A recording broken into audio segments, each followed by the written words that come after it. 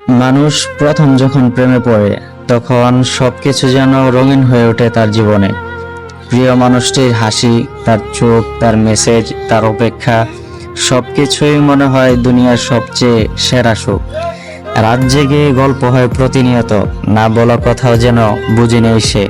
ভবিষ্যৎ কল্পনায় একসাথে থাকা, সংসার গড়া, বাচ্চাদের নাম ঠিক করা, সবই হয় তখনকার স্বপ্ন।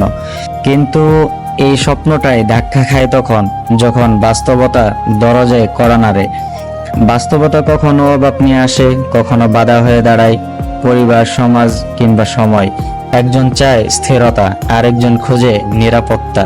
কখনো বাবা মা রাজি নয়, কখনো কেরিয়ারের লক্ষ্য ভিন্ন, কখনো দূরত্ব এসে পড়ে, কখনো ভালোবাসার মাঝে ঢুকে পড়ে দায়িত্ব।